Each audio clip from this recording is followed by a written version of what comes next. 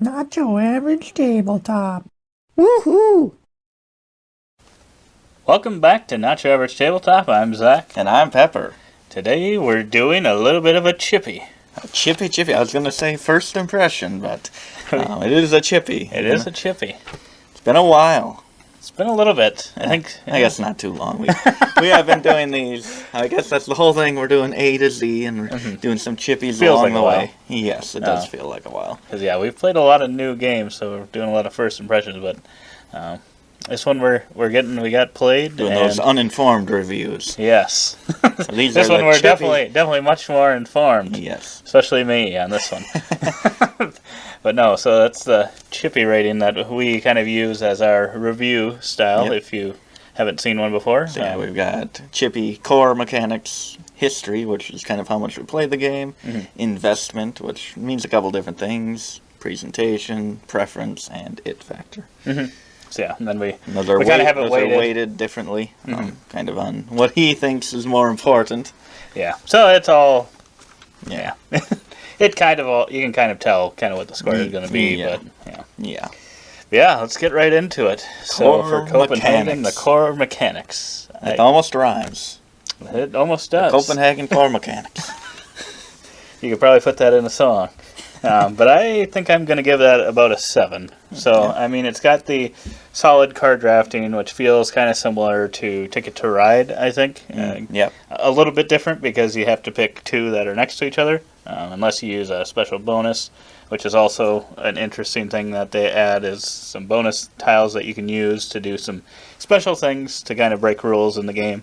I really like when games do that, and I think this does it in a very simple way. Yeah. And I just like the simplicity of drafting the cards. I think it's very easy to understand, solid way of doing it. That, and then I like the set collection in turning that into polyomino shapes. So usually you get like set collection and you turn it into points at either the end of the game or at some point during the game. But this one you're turning it into a shape, which is interesting. And then I also like the discounts that you get as you place tiles. So in the game, I think, is it 5 different colors? And if you place a polyomino shape next to one that you already placed with the same color, you can put it or build it for one less. For one less card. Yeah, I like that. And then it's only one if it's touching any amount, so it kind of removes some of the thinkiness that you could get, like, I want to touch multiple for multiple discounts. No, it's just one, and I think that was a great decision to have it just be one, no matter how many more you're touching. But yeah, you pretty much named everything. I had discount, abilities, polyomino, drafting. I really love all of those. I think they tie together very well. I give it an 8 in core mechanics. Those abilities, you can kind of focus on different ones every game, and I think you get to use them and activate them just the right amount in the game. I thought I would have liked to do mine just a little bit more. But, I could see. I mean, I think if you did it too much, then it would start not working for because the game is also kind of a race. So I think if you had it too easy where you're using them too often, then it would really kind of change that race flow of the game. Would kind of be pushing on the NOS and accelerating the game forward even quicker. And it's already a pretty quick game. Very, very quick game. But again, that drafting, I just really like it. It's so simple. It is very simple. But it's like, you get 2, and they have to be adjacent. I really like that. But I think if you've played Ticket to Ride before, the drafting will make quite a bit of sense.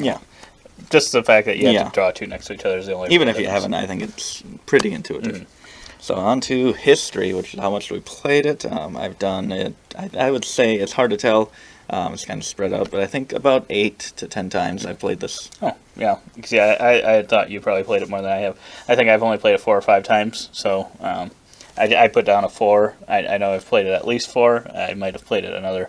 I can't remember at the beginning if I played it another time or not, but I could have potentially. Because that's on a scale for up to 10, and so if you played it 10 times, it's basically average out to kind of worth a point. Thing. Then getting into investment. So, like we said, this is such a quick game. I think we had a playthrough, and that's probably going to be one of our shortest videos on our channel. We have first impressions that go on for like 30 minutes, but the playthrough of the game was only like 15 minutes, and that's with an intro to that and outro. Very quick game. There's like no downtime in the game. The turns are so snappy. Either pick up 2 cards or play a tile and maybe use an ability or choose kind of what bonus you want to get. I mean, there's really not much downtime in the game at all. Investment, we also kind of talk about replayability, and it's probably going to feel pretty samey from game to game, trying to, I feel like, and for the person, they're going to want to kind of either go up the columns or go on the rows, and each person's going to kind of have their thing that they want to do each game. But I think with those different bonus tiles, you can explore them and try to use them, different ones each game. And being so quick, I don't think that that's going to be really, replayability will be a problem. So I guess I haven't given my number. I gave it an 8. Yeah, I agree with pretty much everything you said. I gave it a 7. It's a race, so yeah, it's really quick. The only thing is, I feel like it almost kind of ends abruptly. It's abrupt. It's an abrupt end. It just kind of feels like if once someone gets there, no more turns. It just ends, which it can be hit or miss. Right. For some people, for sure. Yeah, because I feel like that was like one more turn, and you would have gotten your. Like, because there's huge chunks of points you can get in a single turn. Like, you can get a shape that fills 2 columns, and maybe one of them's all windows. That's 6 points right there, which is half of the score that you need to get. Yeah, 12 points. And I know I've had a couple games where I win or they win, and the other person was like one turn away from their 6-point move.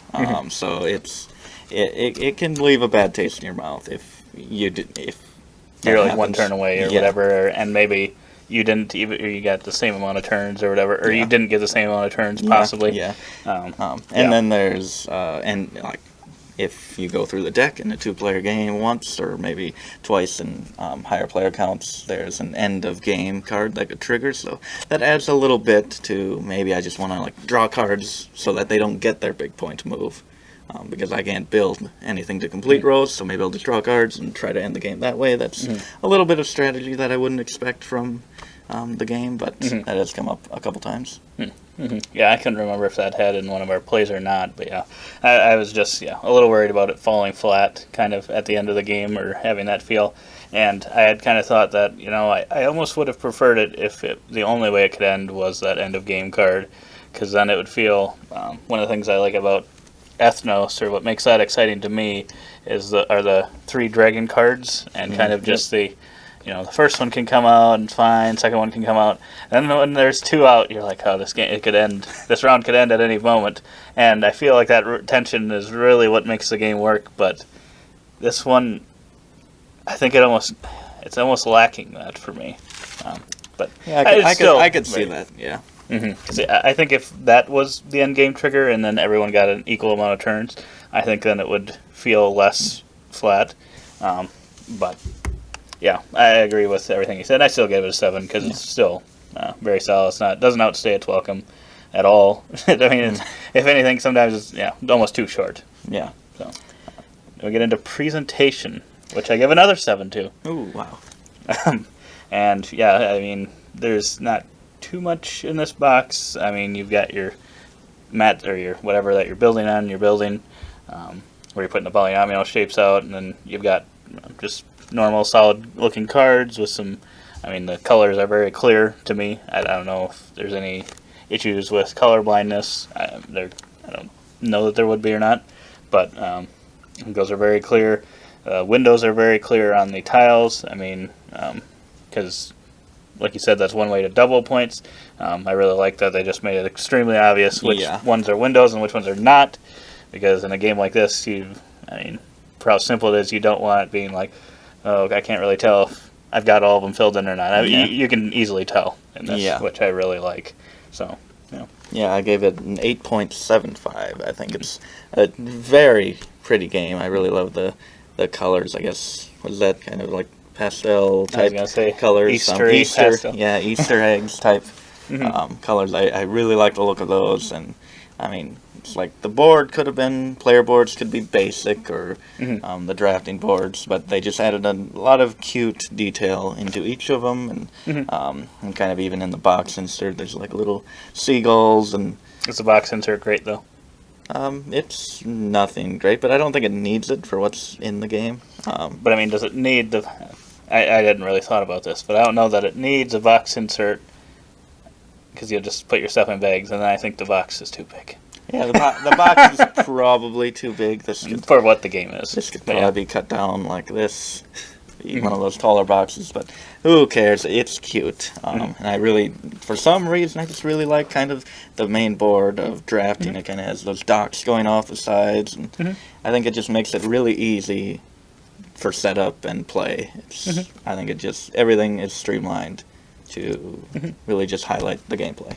Yeah, I agree. Yeah. Preference, this is going to just be sticking with the theme. I have an 8, and I think it's a really good, quick polyomino game. You can play multiple times. I think this could be a go-to for a lot of people.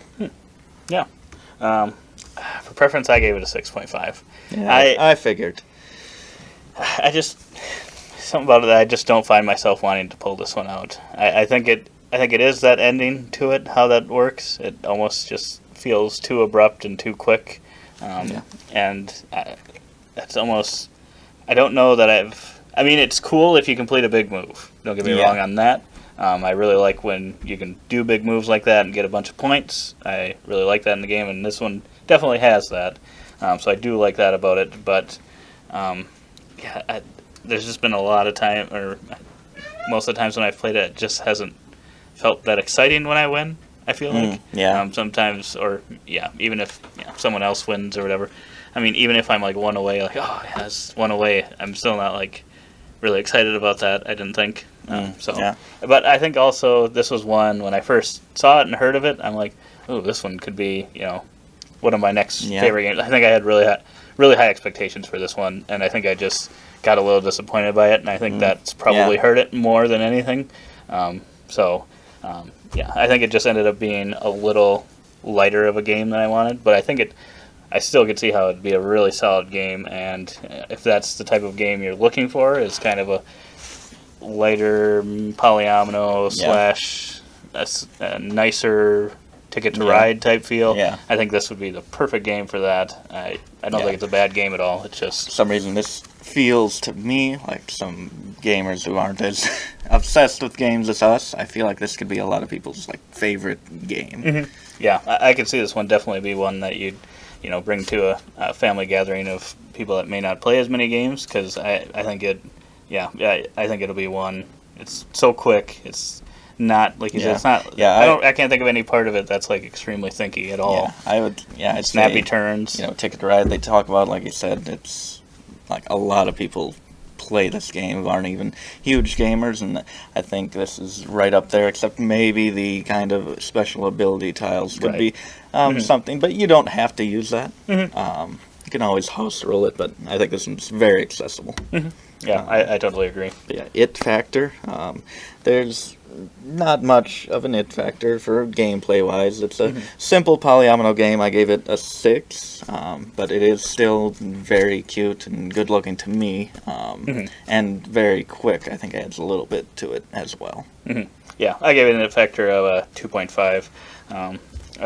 It factor's so hard to determine. It really is, because I think this one's kind of just a way to kind of adjust your score to kind of how you're really feeling about it. So if you gave it a 10, it kind of boosts it up a little bit. If there's something about it you really like, or makes it feel really unique to you, or maybe if it was an older game and it brings back really good memories, it could be a 10. But this one, I think like I've said, what hurt it was I was really excited. I like colorful things. I typically like the polyomino, and it's not that I don't like it. It just didn't quite totally work for me. But I still get a 2.5 because it's very simple. It works, streamlined, makes sense as to what you're doing. The windows are very clear. Again, it's one of the things that really like about it. That's what really got me interested in the first place. But yeah. Yeah. So I think that gives me a final score of a 6.4. Gives me a final score of 8.1. So yeah, slightly different scores there, and I can definitely see why it would be an 8.1. And I could see other people liking it even more. My 6.4 doesn't mean that. Explain yourself! And also, my history's 4, so Yeah. I mean that means probably if I played it 10 times, it would be somewhere bump it between the up, 6.5 to 7 range. Yeah. So which is kind of where my average lies. So Yeah. it's not Yeah. like it's a bad score or anything. Yeah. Yeah. So yeah, if you're looking for a game that's I wouldn't even say I think it could almost be like in the category of a Catan or Ticket to Ride. Yeah, I think outside so. of, like you said, those tiles is the kind of the hardest part. But even those, I don't think. I think those make sense. I think it makes sense once you know them. But beginning, like having 5 choices of those could be a little tough. But I don't think it's too much once you actually play the game and kind of know how those work. So yeah, if you're looking for that, check out more on Copenhagen and check out our playthrough. Yeah, our playthrough. See how it plays, and you can see that it really did only take us in a 2-player version at least. What was it, 15 minutes ish? This is just a snappy game. Good. I think snappy is a great way to describe it. But yeah, if you've made it this far and you liked the video, give us a thumbs up. Otherwise, you can subscribe if you want to see our other videos, see what other games we're talking about, whether they be first impressions or chippies. Yeah. Hit the notification so you get alerts when those come out. But otherwise, we hope to see you on the next one. And as always, don't forget to Keep on nibbling on our content. and that alphabet soup.